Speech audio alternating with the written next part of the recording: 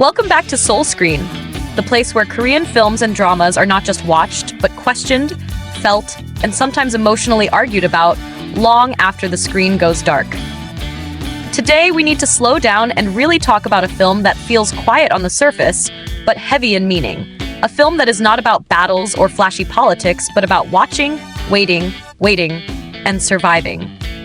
The upcoming Korean film, The King's Warden, has just revealed 5 character posters, and honestly, this is one of those projects that feels like it's going to stay with us long after we leave the theater. At its core, The King's Warden tells the hidden story of King Danjong, played by Ji Hoon. And I want to pause right there because the phrase hidden story matters. We all know the broad strokes of Danjong's life from history books. The 6th king of Joseon ascended the throne at the age of 12, dethroned by his uncle, Grand Prince Suyang, exiled, killed young, tragic. But history often reduces him to a footnote, a symbol, a victim. This film seems determined to give him back his humanity. The story is set in 1457 in Cheongnyongpo, Yeongwol. Not a palace, not a battlefield, an exile site, a place where power goes to disappear. And instead of focusing solely on royal politics, the film follows an unexpected relationship between the dethroned young king and Hong-do, a village chief who voluntarily turns his village into an exile site to secure its future. That choice alone tells us this film is not interested in simple heroes and villains. Hong-do is not a loyalist risking everything for the king. He is not a traitor either. He is a survivor, a man trying to keep his village alive in a rigid, unforgiving system. And suddenly, the person sent to his village is not just any exile, but a former king. Think about that for a second. Imagine preparing to host disgraced officials, fallen nobles, people you can manage, only to wake up one day and be told the exiled person arriving is the king himself. A child king, a dethroned king, a walking political liability. That tension alone could carry an entire film. Yoo Hae-jin plays Hong-do, and if you know his work, you know he has a rare ability to bring warmth and humor without undermining seriousness. His character poster shows someone approachable, kick almost ordinary. But that ordinariness is exactly what makes him fascinating. He represents the people history barely remembers. The ones who lived between power struggles, trying to make practical decisions in impossible circumstances. Yoo Hae-jin said he spent a lot of time thinking about what Hong-do must have been feeling in those moments. And that tells me this film is going to focus on internal conflict rather than loud drama. What does it feel like to be responsible for a village's survival, while knowing every action you take is being watched? What does it feel like to care for a child who used to be a king, knowing that caring too much could cost you everything? Now, let's talk about Ji Hoon as Yi Hong-wee, King Danjong. His poster is haunting. He stands alone in royal robes, but the robes feel heavier than regal. They look like a reminder of everything he's lost. His gaze is filled with sorrow, but also confusion. And that's what really gets me. Danjong wasn't dethroned after years of ruling. He was a child. A boy who probably didn't even fully understand power before it was ripped away from him. Ji Hoon mentioned that he thought deeply about how to understand the heart of a young king. And I think that's the most important part of this casting. This is not about playing a symbol. This is about playing a child who had to grow up in isolation, fear, and silence. A boy who was once bowed to by everyone, now watched constantly, measured by every breath he takes. And here's something I really want to ask you. Do you think losing the throne was the most painful part for Danjong? Or was it realizing that the adults around him had decided his life for him before he ever had a chance to choose anything for himself? Because that's what exile really is. Not just removal from power, but removal from agency. You exist, but you are not allowed to act.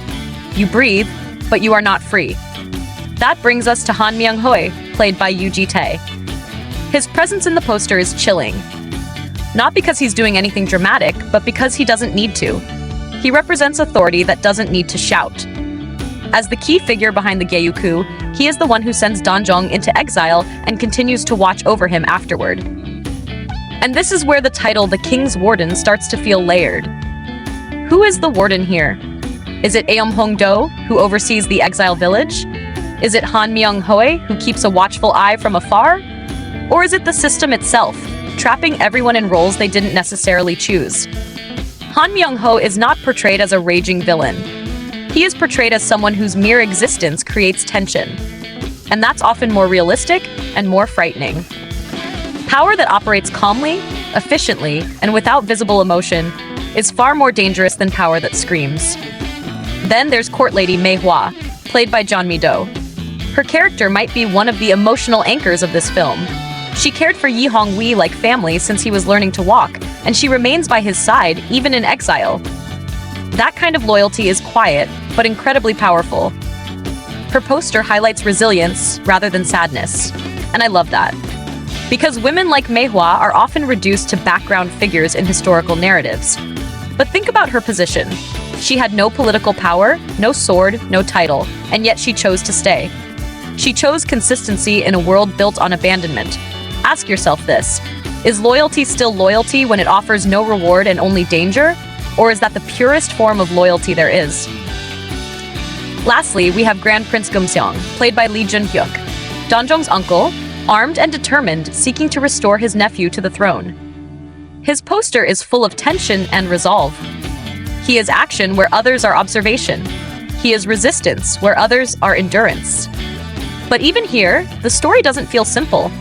Restoring Danjong to the throne sounds noble, but what would that actually mean for a boy who has already been broken by power struggles? Is restoration salvation, or just another form of control? That's what I find most compelling about the King's Warden. It doesn't seem interested in easy answers. Every character is trapped in a moral gray zone. Everyone is watching someone, and everyone is being watched in return. And can we talk about how rare it is for a Korean film to center on King Danjong in this way? This is the first Korean film to focus on his hidden story. Not his death, not his symbolism, his life in exile, his waiting, his silence. In a world where historical films often focus on wars and coups, this one focuses on aftermath. And aftermath is where the real emotional damage lives. Personally, I think this film is going to hit hardest for viewers who feel unseen. People who feel like their lives are shaped by decisions made far above them. People who feel like they are being watched, evaluated, judged, but never truly heard. So here's what I want to know from you. Are you more drawn to this film because of its historical significance, or because of its emotional intimacy? Do you see Danjong as a tragic figure, or as a quiet symbol of resilience? And who do you think the real warden of this story is? Do you think Aom Hong-do's attempt to save his village was selfish, practical, or quietly heroic? And if you were in his position, would you have made the same choice? With a release date set for February 4th, 2026, this film feels like it's positioning itself as something more reflective than explosive. Something that asks you to sit with discomfort rather than escape it. And honestly, those are often the films that leave the deepest mark.